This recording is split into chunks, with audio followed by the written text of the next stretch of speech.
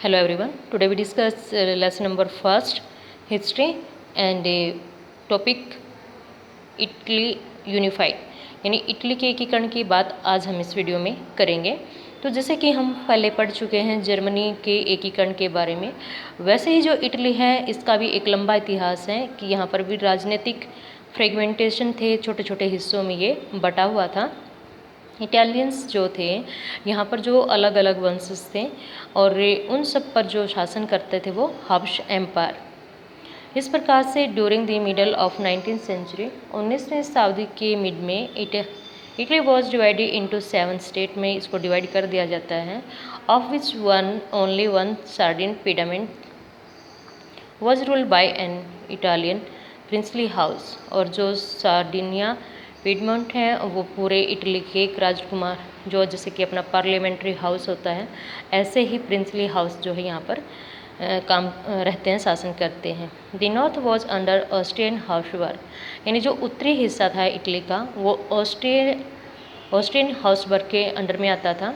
The centre was ruled by the pope, मध्य जो Italy था उस पर पोप का शासन था। साउथ रीजन वो were under the domination of the Bourbon kings of Spain, जो साउथ वाला हिस्सा था स्पेन के बुर्बो राजवंश के अंडर आता था।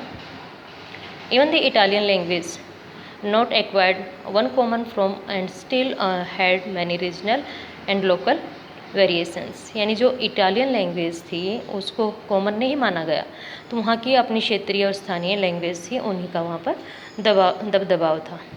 तो ड्यूरिंग दी 1830 में क्या होता है, जिससे Mazzini had sought to put together a cogent programs for a Italian Republic। तो ग्यूसेप मेज़नी जो हैं 1830 में क्या करते हैं, एक प्रोग्राम लॉन्च करते हैं जिसमें इटली के गणतंत्र की बात की जाती है। He had also formed a secret society called Young Italy for the disseminations of his goal.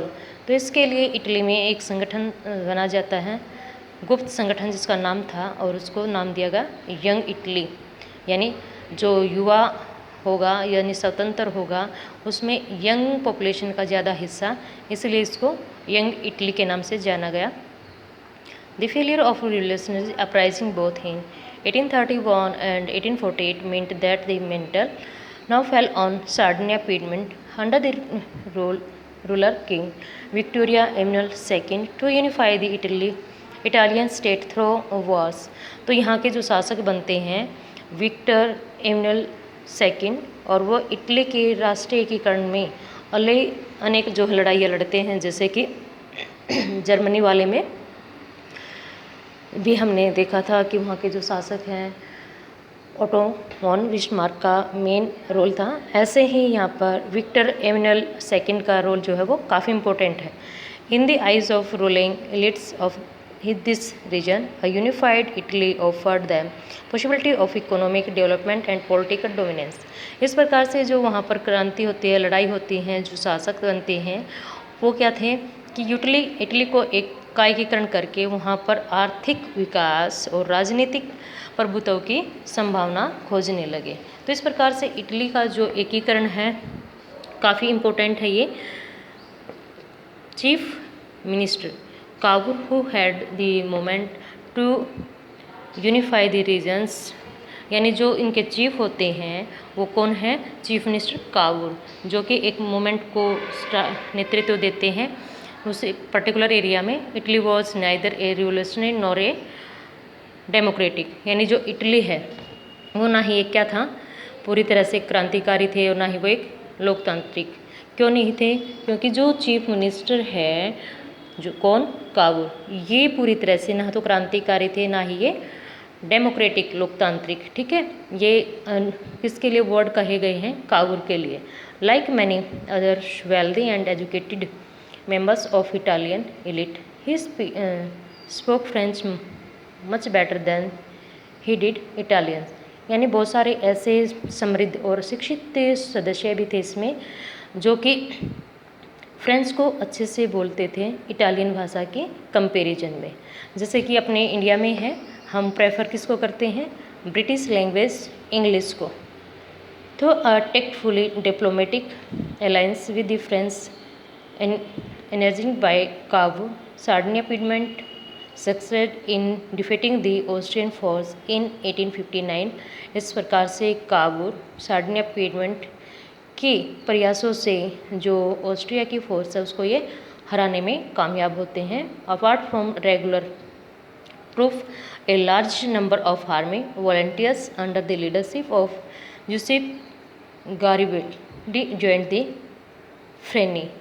In 1860, they marched into South Italy and the kingdom of the two Silesia and the success in winning the support of the local peasants in order to drive out the Spanish elders।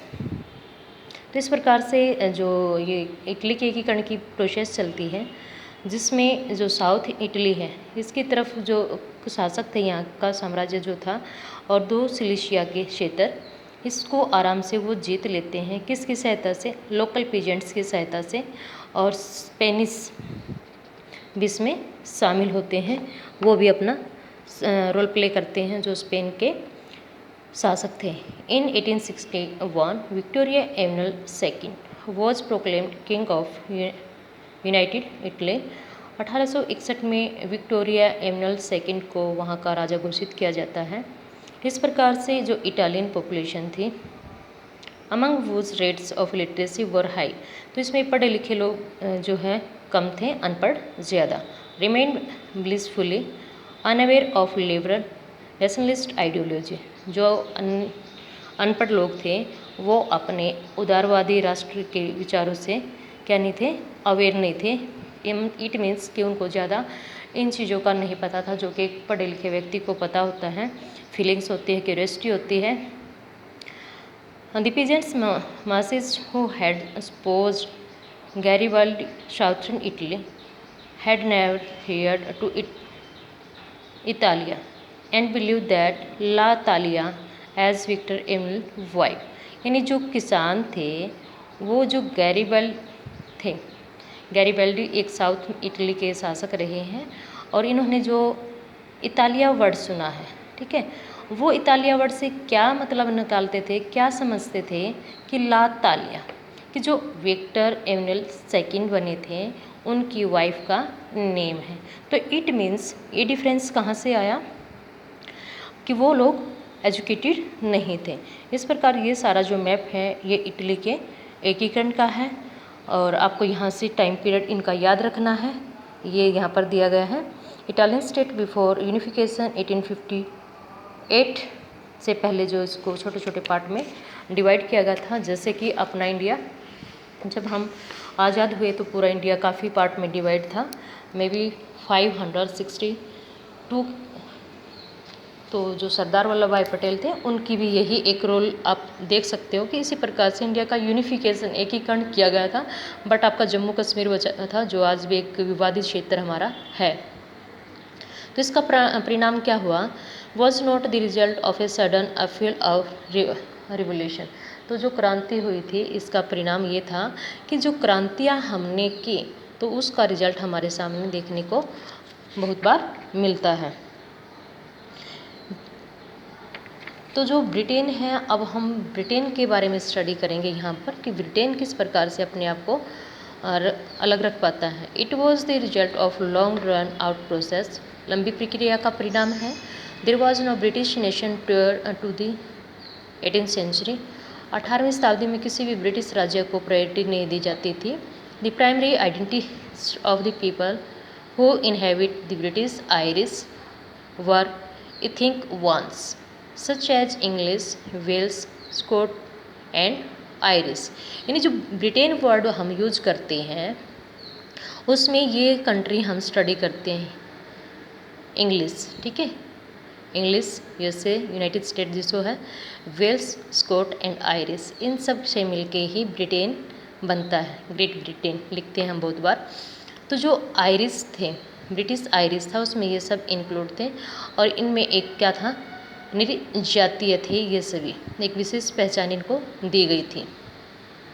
All of this ethics groups had their own cultural political tradition.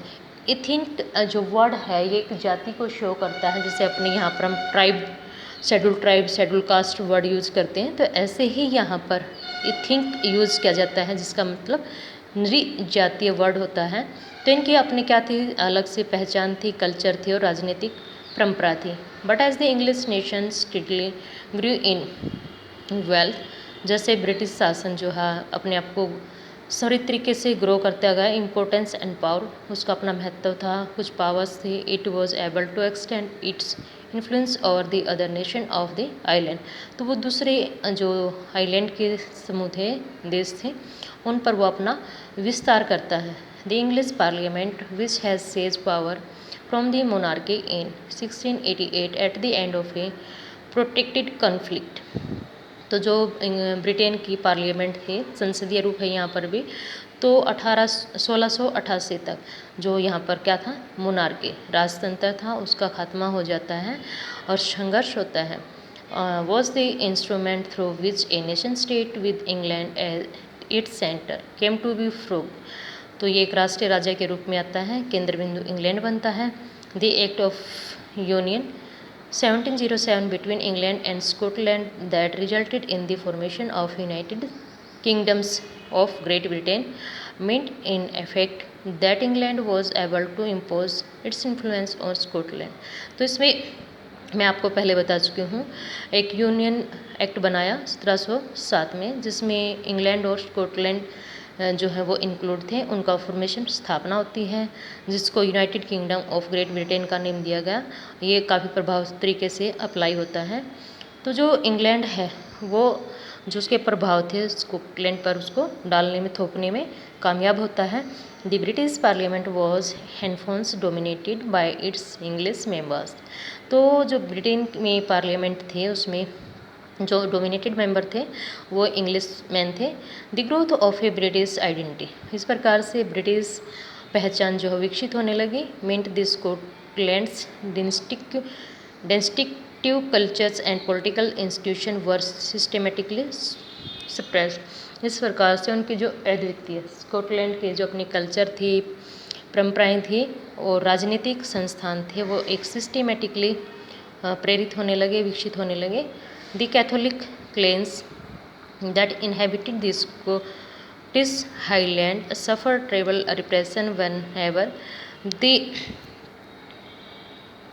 whenever they assert their independence। तो Catholic church के जो cleanse वर्ग के लोग जो इसमें रहते थे, स्कॉटिश हाईलैंड, स्कॉट के अमीर या ज़्यादा ज़मीन वाला एरिया इसमें इंक्लूड किया गया था, वो भी क्या है, देयर इंडिपेंडेंट, अपने स्वतंत्रता के लिए संघर्ष कर रहे थे। The Scottish Highlands were forbidden to speak their Gaelic language, तो स्कॉटलैंड के जो रहने वाले थे उनको जो गैलिक लैंग्वेज थी ये बोलने से मना कर दिया है, और वियर देयर नेशनल ड्रेस, और जो उनकी अपनी राष्ट्रीय पहनावा था उसको।